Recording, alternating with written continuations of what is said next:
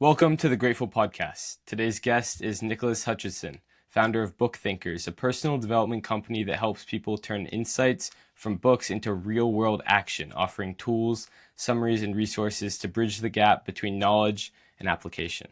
Having read and distilled lessons from over 500 business and self-help books, Nicholas is passionate about helping others transform the wisdom of books into meaningful life change.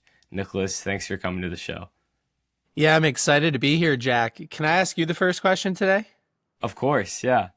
So you mentioned before we press record that we have a very similar favorite book, and that's The Alchemist by Paulo Coelho. So I'm curious, what's one thing you've implemented from that book, or what's one of the most profound lessons that you've seen over time from reading and constantly reading that book? Yeah, so I actually haven't reread many books, and this is one of the unique ones. And one of the reasons I always come back to it is because of just the personal legend aspect of it, and the idea that we have this personal legend, and the whole, for anyone reading or listening, I'm sorry, I'm going to spoil it, but the whole idea that what he was looking for was exactly where he started is so profound because uh, I'm an achiever. I like to achieve. And so this idea that success isn't found outside of me, it's actually within me, helps me cultivate some type of inner peace. Yeah, I wish I had that level of awareness when I was your age, but I hadn't discovered books like The Alchemist yet when I was 18 years old. And so that's pretty cool that you're able to articulate that and that you've already found that lesson. And listen, I'm young compared to a lot of the people that I interact with, and they tell me that all the time, but I'm not 18 years old. So kudos to you. How old are you? I'm 31 years young, but my I biological like age is that. Yeah. 23. So I'm Okay. 8 years older chronologically than I am biologically. Hey, that's awesome. So what do you love about The Alchemist? Why is it your favorite? Yeah, the first couple of times I read that book, it was all about the personal legend. It was all about stating your intentions to the universe, and the universe will conspire to assist you. So, a little bit of the law of attraction or the secret. And the more that I've read that book, which I try to read every January, the more I think about us as individuals. We are alchemists. We take these average realities based on the society or the structure that we grow up in. And then we try to take that reality and we turn it into gold. And so I view myself as an alchemist. I have unlimited potential to turn average metals into gold, just like we all do. And today I would identify as an alchemist through that lens. And so that was my most recent takeaway from the book. I really like that one. And that's a really unique takeaway, not one that I've heard people state before. I was recently reading a book called The Undoing Project. Have you heard of that? I've heard of it. I have not read it. Okay, so it's by Michael Lewis. It's about two psychologists that really influence the way that we think about economics and how we're not rational thinkers, even though that's what economic principle is based upon. And one of the quotes that really stuck out to me in that book is good science is seeing what everyone else sees, but thinking something different and saying something different. And so, right away off the bat, I love how you read this book that so many people have read, but you have a takeaway that is entirely unique. And I think that's one of the ways that people really stand out in just the world in general. Yeah, one of my favorite authors, Malcolm Gladwell, he can do that really well. As if you've read his work, you know it's true. And so he'll take all of these obscure data sets that are totally unrelated, and he'll find a through line and he'll re-articulate them in a new way that makes them fun and insightful and unique. And so that's a brilliant takeaway from the Michael Lewis book as well. That's cool. Yeah, I read Outliers recently. That's my only Malcolm Gladwell book. I'd like to read Blink soon. Yeah, they're all great. Everything that he writes is great and it's worth reading. Yeah. So one of my first questions for you is, I didn't actually get to reading your book, Rise of the Reader, but from what I read about it, one of your takeaways is that it's not a coincidence that the world's most successful people are avid readers. Why? I'll go back a little bit in time. When I was graduating from the University of New Hampshire, I was headed into my senior year. I took an internship at a local software company. It was in Lee, right outside of the Lee traffic circle, which I'm sure Yeah. you know of pretty well. And so at that software company, I took a sales internship, and my boss at the time, Kyle, would bring me on local sales trips. And he would put on podcasts. And these were these business style podcasts, just like this, where somebody comes on and they share what's made them successful in life and insightful little tidbits along the way. And it was all free. And that blew my mind. This was back in 2015, 2016. And so I started listening to podcasts on my way to and from this internship. And over time, as I consumed a lot of this information, regardless of industry, most of these successful people were giving at least some credit for their success to the books that they had read along the way. And the same titles kept popping up over and over and over again. Books like The Alchemist, or Think and Grow Rich, or Rich Dad Poor Dad by Kiyosaki, or The Total Money Makeover by Dave Ramsey. And as I consistently heard this message, the successful people being interviewed on these podcasts are reading the same books, I decided, hey, I should go give those books a shot as well. So I went to a Barnes and Noble in Newington, and I grabbed a stack of books, about 10 books at the time, which was a lot of money for me as a semi-broke college student. And I remember approaching the cash register and thinking that I am are two of the most powerful words in the English language. And if I am going to commit to this whole reading thing, I better buy the books, and I better sign up for a Barnes and Noble membership card, and I better carry that thing around with me when I'm at the bar and show it to girls. Like, I got to commit to this thing. I'm a reader. I'm an intellectual now. And at the time, I was more of the athlete stereotype, having a lot of fun, not really going to class as much. So kudos to you for being such a great student. But that's how I got into these books. And as I started to read biographies about the world's most successful people, I found that over and over and over and over and over again, almost all of them reading, like fully immersing themselves in the written word in some way, shape, or form, was a big piece of their childhood. You can find it across almost any iconic biography out there. And so over time, I just became convinced that this is the path to success. And I'll add one more thing, Jack, which is that in today's world, especially for your generation, where you grew up with these cell phones that suck our attention and they're engineered to take it away from us and put it towards ads and entertaining content, getting a physical paper book is an act of defiance. It's a form of monotasking, performing one task at a time to the exclusion of all else. Whereas listening to an audiobook or a podcast is a great way to discover information, but then I believe we need to go deeper by reading the actual books, getting the full story, understanding all of the data, studying it so intensely that it becomes part of our subconscious, our tool belt. We get to carry that around with us all the time. And so multitasking, being distracted and pulled in 1,000 different directions and task switching every 5 minutes, it's not very healthy for us. So that physical paper book, why does it make people successful? Because it teaches you how to perform deep work at the exclusion of all the other short-term distractions, delay your gratification, and immerse yourself in something meaningful. And that's why I'm so passionate about it. That's awesome. And yeah, it's true. We are so addicted to multitasking. And in that attempted productivity, we often get less output or less out of our actions. I think a lot of people's arguments to this would be, but Nick, I can find the same exact information on TikTok as I can in this book. This TikToker just read me a summary of this book in 30 seconds. So why do I actually need to read the book? What's your answer to that? Joshua Waitzkin, one of my favorite authors, wrote a book called The Art of Learning. Now, Joshua Waitzkin, who was also just on Rogan, he was a world master at both chess and a form of mixed martial arts. I forget what it was. So mastered two very different disciplines, one intellectual, one physical.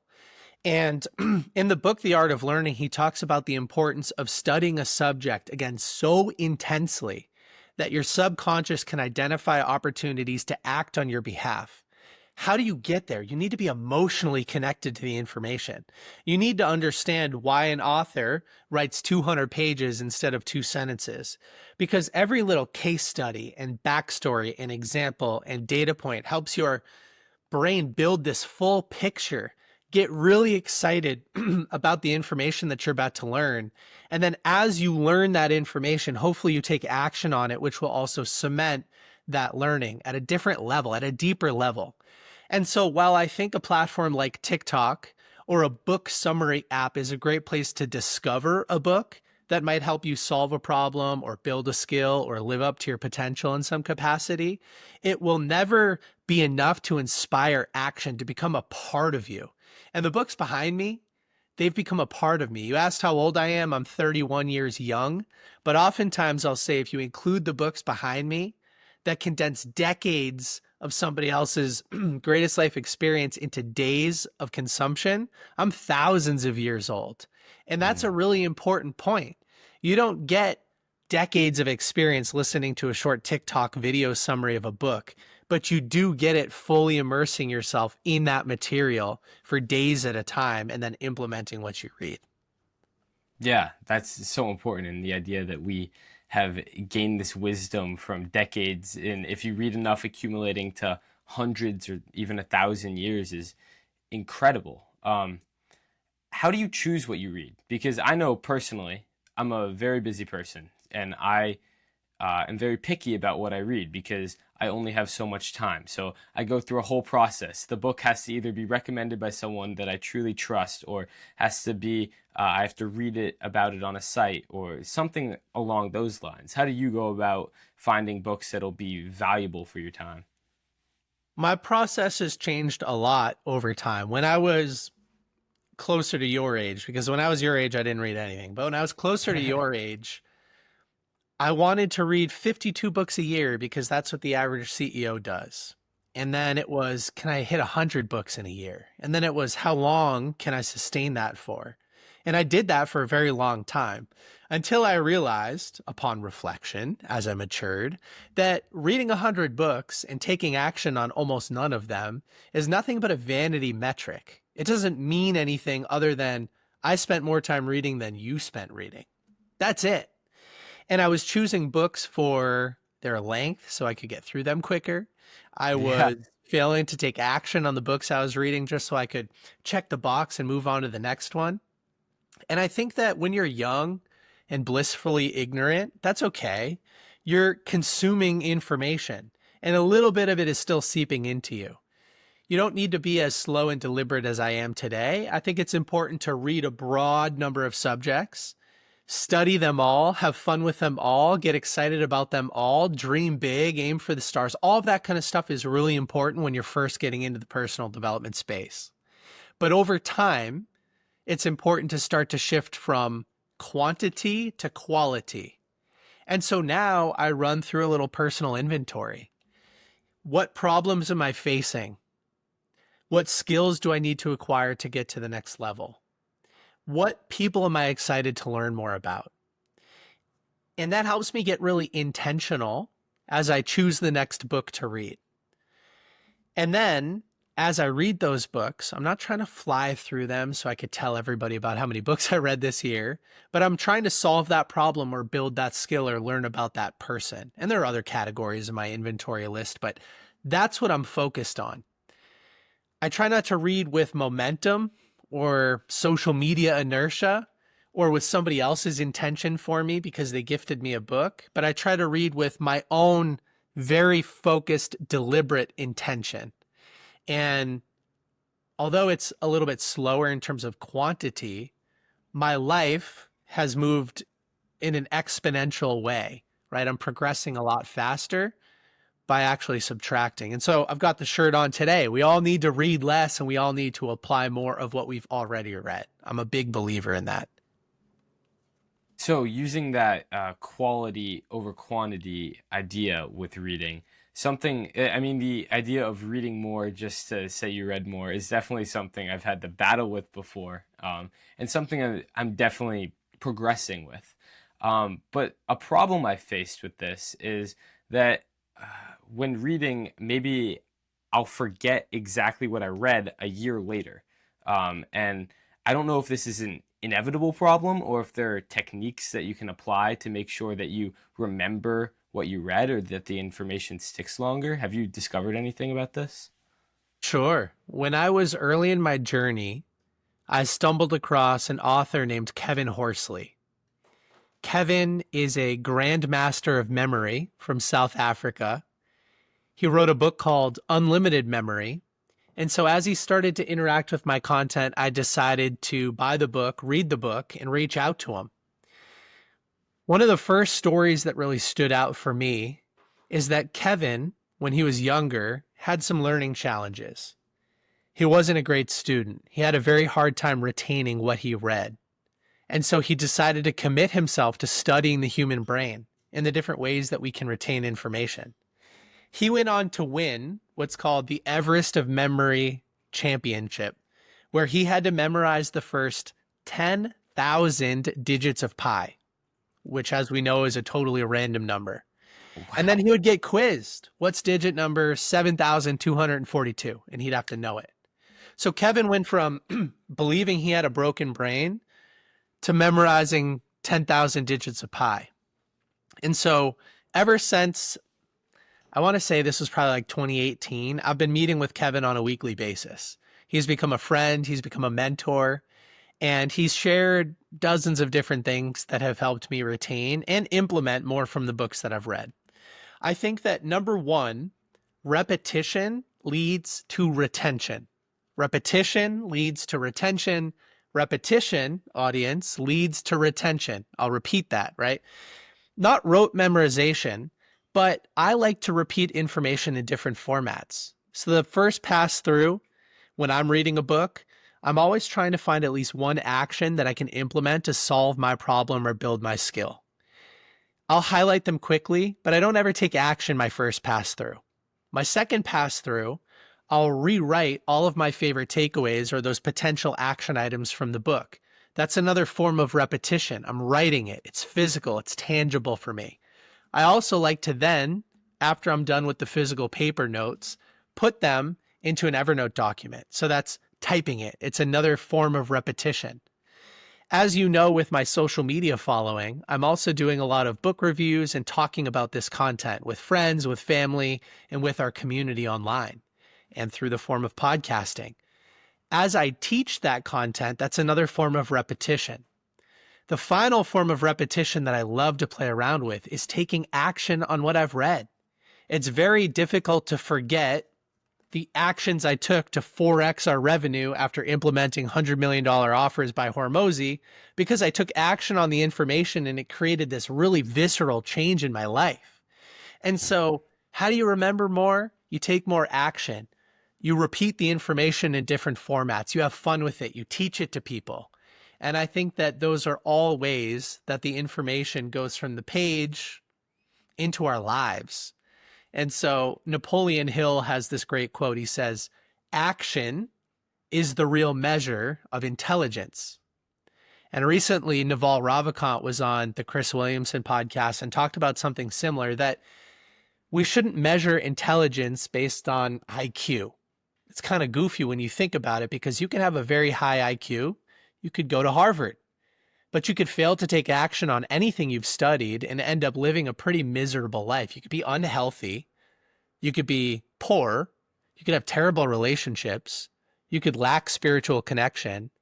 And I'd say just because you have a high IQ doesn't necessarily mean you're living a holistically happy life. So the best way to retain information is to take action on it. And I think the smartest people on the planet, they just take a lot of action. All right, I could keep going, but I'll pause there because I could talk about this subject forever. Yeah, and I love it so much, right? Because so many of us do want to just cultivate that intelligence. Something on that exact podcast with Naval, he talked about the difference between actually understanding something and rote memorization. So I was practicing, I implemented this into my reading. Because I don't want to just memorize and spit out the things that I read, right? I want to genuinely understand. So I think that trying to get information from here into your subconscious where you can actually understand is the most important part of reading. And I love what you said, that action is the way to do that. Because, yeah, we don't want to just have things up here. We want to implement them into our lives.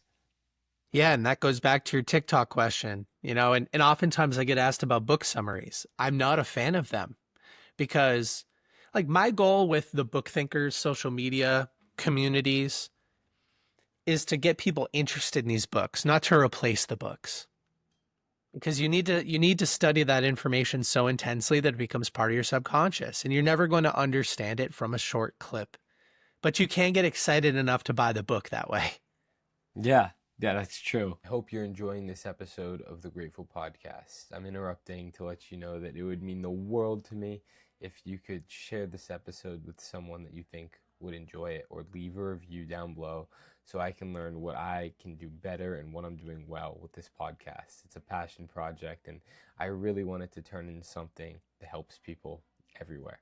Thank you so much for listening. I hope you enjoy the rest of the episode. So, one thing that I wanted to talk about coming into this is that, and we touched on it with the TikTok thing, but obviously my generation reads a lot less than previous generations, and it continues to go down.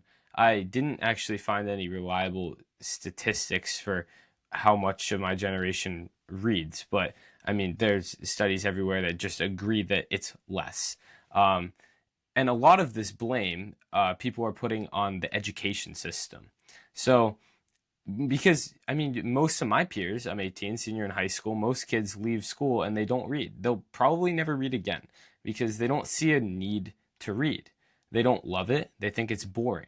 How do you envision the future of the education system? How could we change it so that people feel called to read? They feel called to learn. That's a great big question, and I'm not sure I have the answer for it, although I do spend a lot of time thinking about it. Yeah. My wife and I have a 6-month-old baby, and as he starts to age and grow, I'll start to pay attention to this a lot more than I do today. I would say that the public education system failed me. That's a lived experience. When I was really young, I loved reading. My parents would read to me, I would read a lot. And then I got into middle school and eventually high school, where I was told what to read and what to think about what I read. And that wasn't a lot of fun. If I had a different opinion, I was then forced to feel awkward about it or to keep it reserved and not really share it. And I think that the US public education system does a great job at dissuading people to read and fall out of Yes. love with reading instead of helping them love it. Now, I have a friend who grew up in Colombia and he went to a Socratic school, and he was able to choose what to read and then was able to choose what to think about it. And I thought that was pretty interesting. And today there are alternatives to the public education system like homeschooling. There are alternative schooling programs like the Montessori style of schooling that are a little bit more based in like Socratic learning, where you choose your own adventure and you double down on the Hmm. things you're excited on. And then there are all these new AI models emerging today. I've seen a ton of content about one in Austin, Texas specifically, where the students spend a couple of hours a day with an AI assistant, like an AI teacher. And so let's just say that you're dyslexic and you're having a really hard time developing, balancing your brain, and catching up with your reading. Well, the most patient version of a teacher that has the best understanding of you as a student is probably not a real human, right? Focused on 30 other kids or 60 other kids. It's probably a custom AI assistant who's been with you the entire time and has all of the data and can help you make the best decision. So a couple hours a day with an AI assistant, like an AI teacher, mixed with a lot of real world, immersive, physical experiences that help you learn some of the other intangibles. Like coming out of high school, I was scared to death to speak in public because I was penalized if I didn't perform well, both socially and like grade wise. And there was no opportunity to do much public speaking when I was in traditional middle school and high school.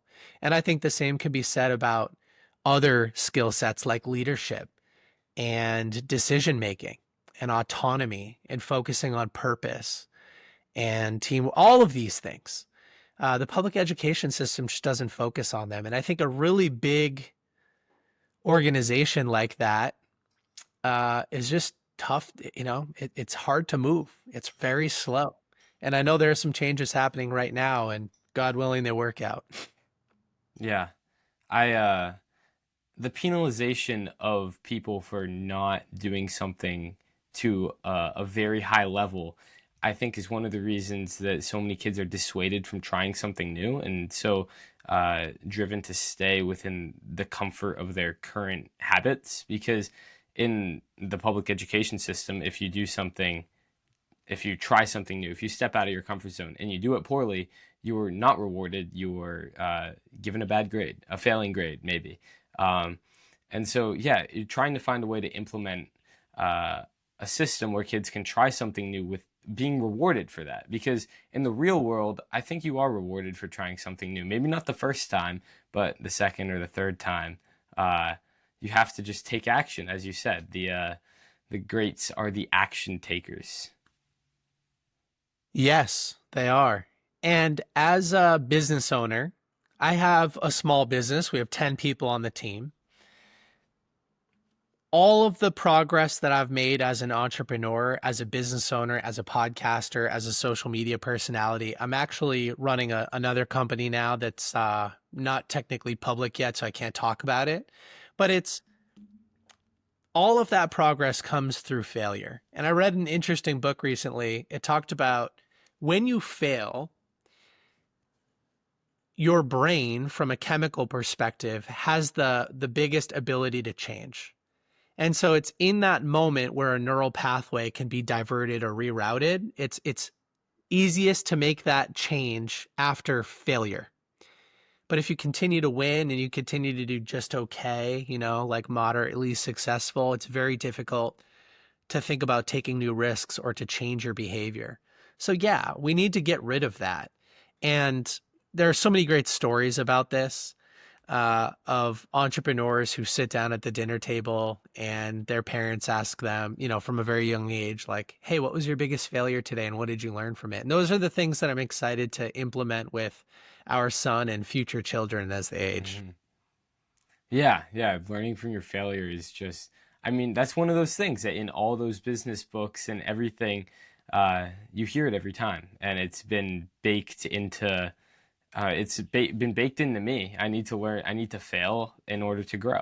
Um, One other yeah. one other quick piece on this that I think sometimes I forget to mention, which is that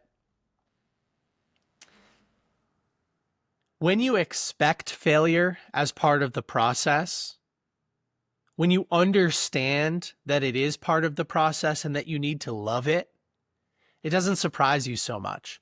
And I think one of the reasons that content creators, podcasters, small business owners end up failing permanently and never trying again is because they don't expect the failure. And when it happens, whack, it knocks them so far off course. It hurts them so much because they didn't expect it that it's hard to recover. And another one of my mentors, he just said, Nick, the path to success and failure, they're the same road.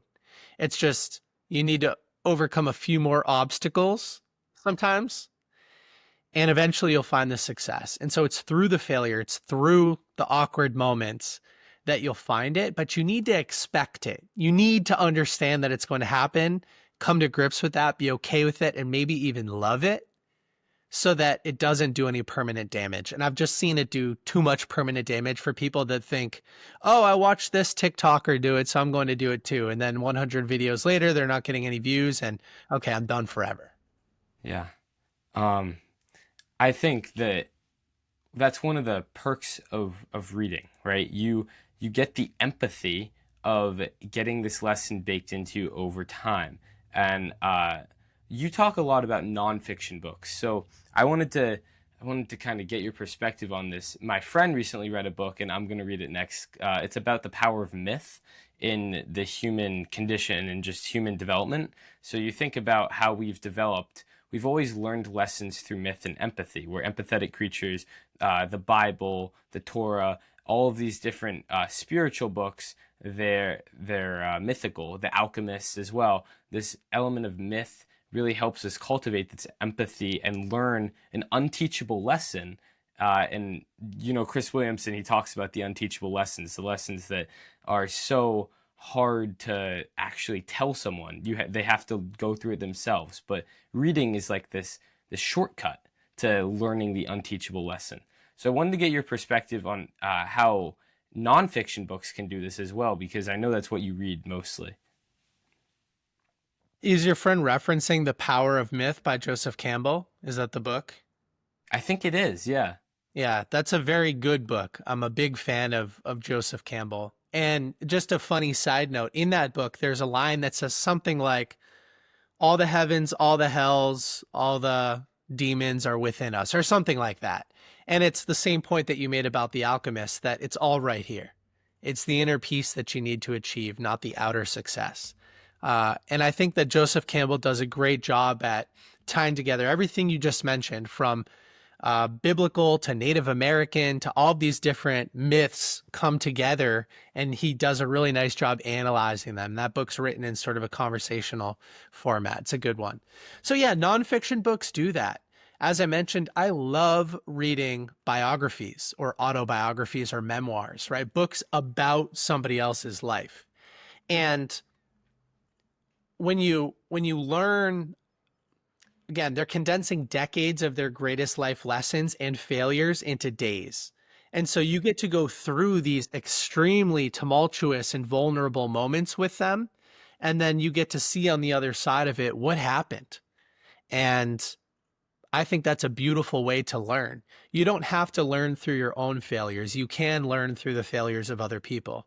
There are some lessons that I think you need to achieve yourself. Like the most obvious one is money doesn't buy happiness. Well, it's very difficult to understand that until you have money, and then you realize that it wasn't the thing that brought you happiness. So there are things like that out there that I think you do need to, doesn't matter how many times a rich, famous person tells you that, you need to experience it yourself.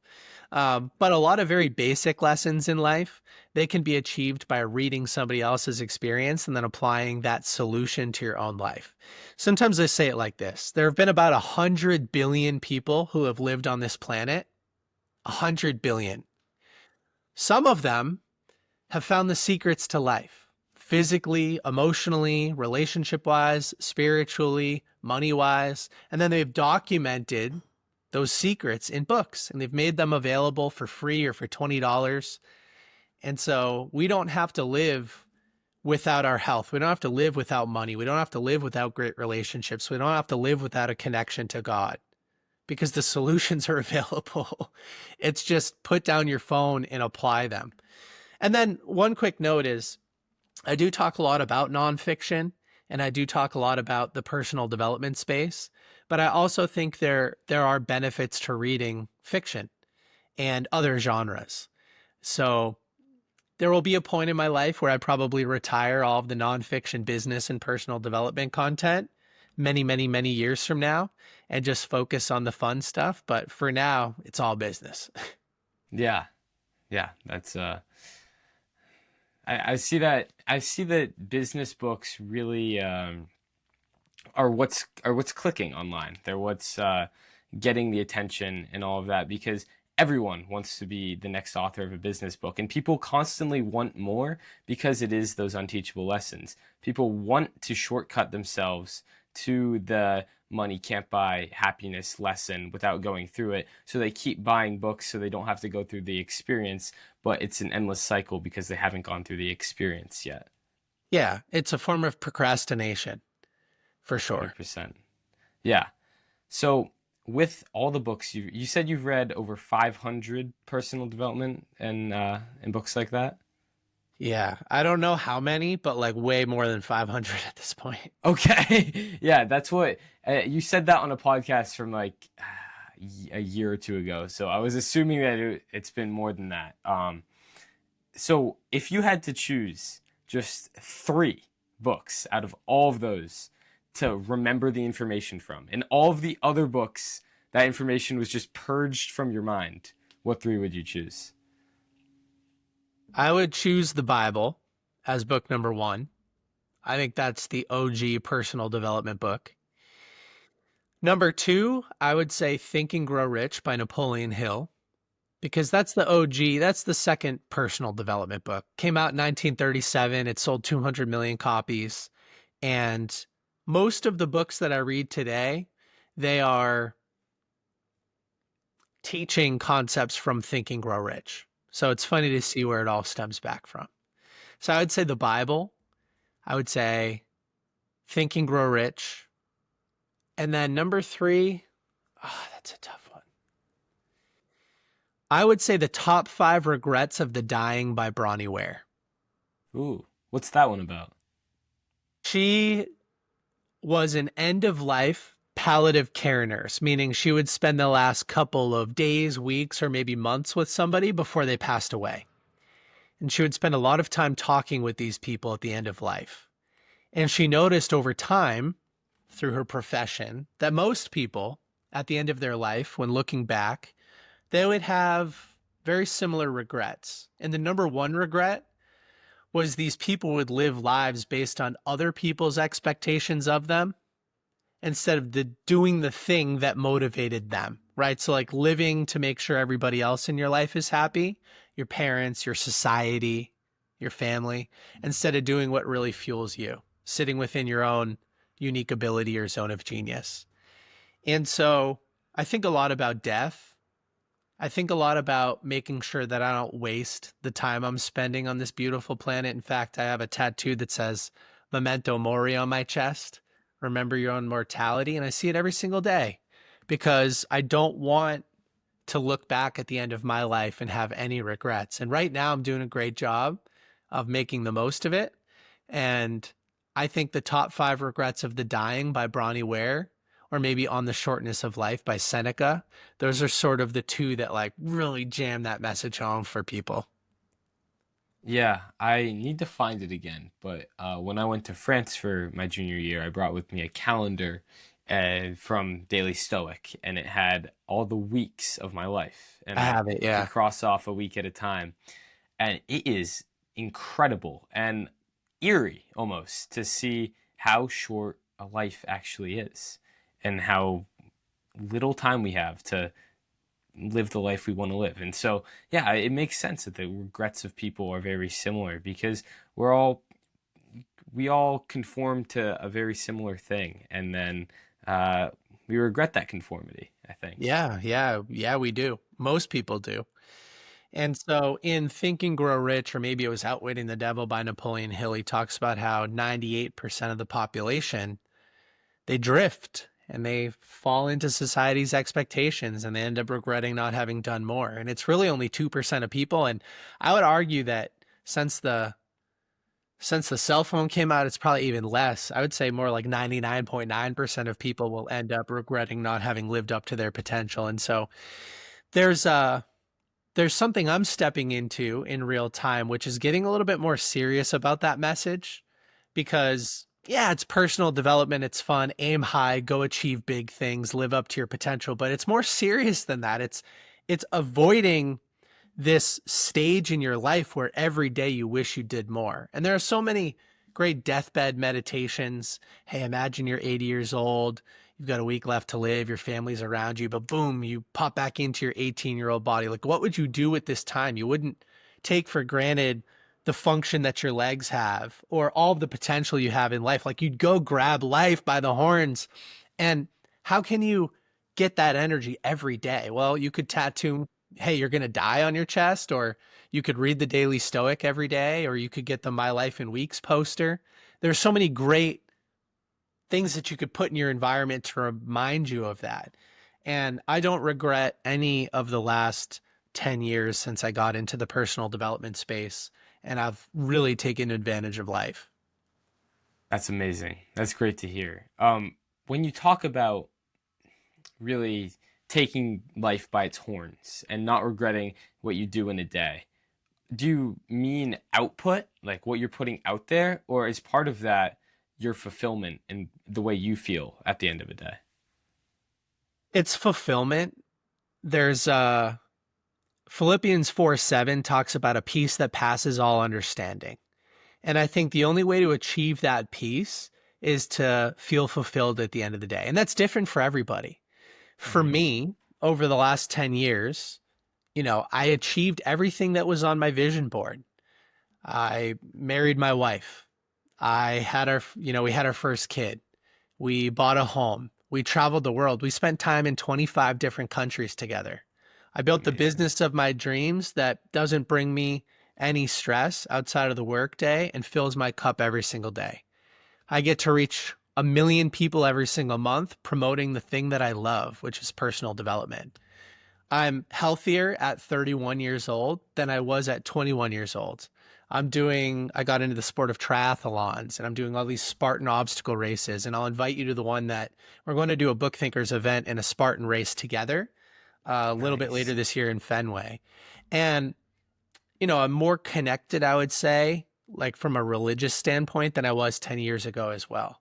And so yeah, it's fulfillment and it's a balance of health and wealth and relationships and love and happiness and spirituality, and all of those things make me feel really good. So when I rest my head on the pillow at night and I look back on the previous day, it's like, did I check all the boxes? Did I feed my core values? Did I live up to my potential? Did I give it my all? Do I feel good about it? That's what makes me happy. It's not just output, it's peace. It's not a number. It's not like checking a box necessarily. It's like a feeling.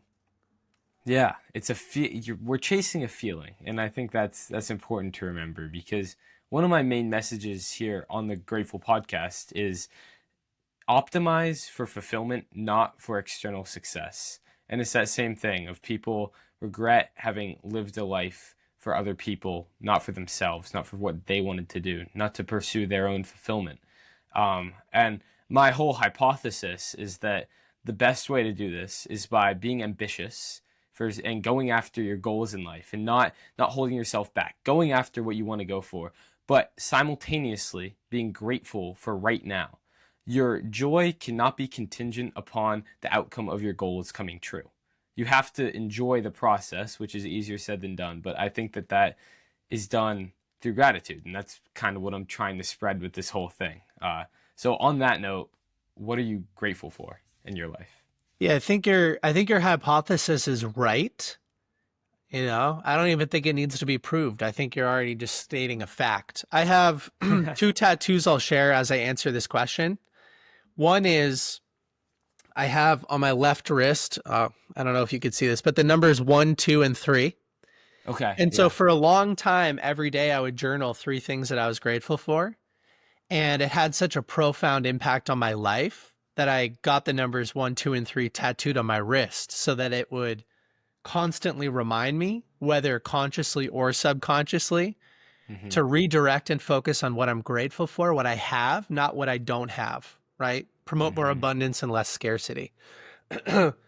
At BookThinkers, my company, we're all about 2 years into writing what we're grateful for on a daily basis in a group Slack channel. So the Nice. entire team can not only see what I'm grateful for, but I can see what they're grateful for as well. So it's another form of repetition. I'm constantly looking for ways to modify activities like stating what I'm grateful for.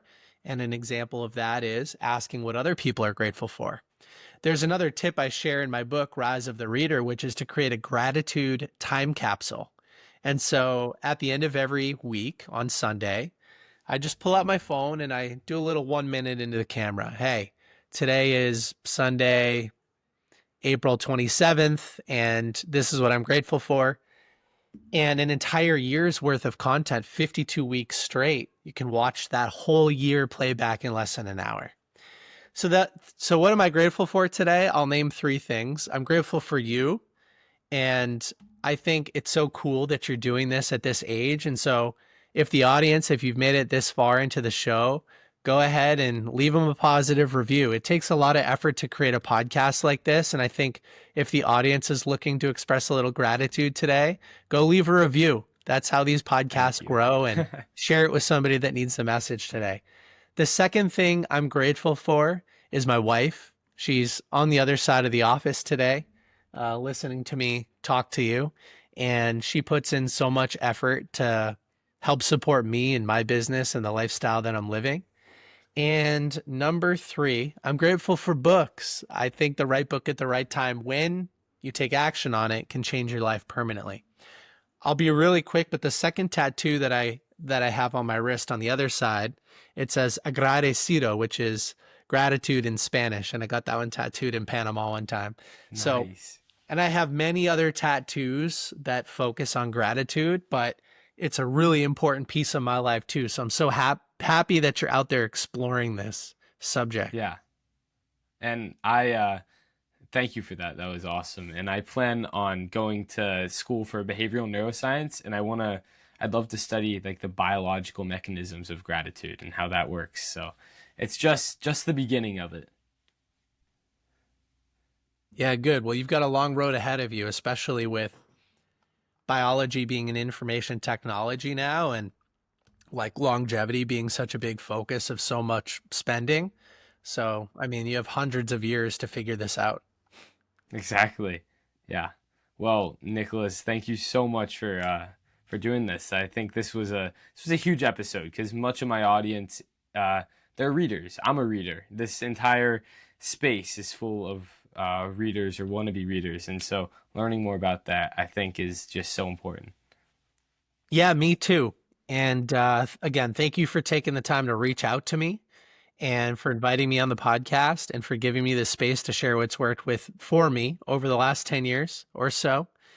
I am excited every single day to wake up and do what I love to do. And I just want other people to experience that level of excitement and peace. One other thing as we wrap up that you started to highlight, I choose to live my life in a slightly unbalanced way where I'm always a little overcommitted, always pushing the boundaries just a little bit. The goals are a little bit too big. My athletic goals are a little bit too big. My relationship and travel goals are a little bit too big, but not so big that I burn out. And I love the process. I love the discomfort. I've come to find it a very important and necessary ingredient for growth. And so The Compound Effect by Darren Hardy is usually the book I Yes. recommend to people your age if you're just starting out. I'm looking for it. I have it in this room. I've read it. Such a good book. It's put your foot down on the gas a little bit and never let go. And that's how Yes. you end up with exponential progression in a life that you really love and that you don't regret. And so for anybody out there that's like, how do I feel that kind of energy? Start with The Compound Effect, and that'll help. That's a good foundational book to start with. It's a great recommendation. Yeah, because it really emphasizes consistency in a world of instant gratification. Yes, yes, it does. Awesome. Well, my audience, you can find Nick on Instagram. I'll link all of that in the description in the show notes, or at BookThinkers. Cool. Thanks, man. Of course. Yeah. Thank you for this. Thank you for listening to the Grateful Podcast. If you enjoyed this episode, it would mean the world to me if you could either share this episode with friends and family who you think would enjoy it, or leave a review down below on what I can do to make this better for you and for other listeners. All that would just help me be able to spread my message of gratitude and living a purposeful life. I hope you have a great day. See you soon.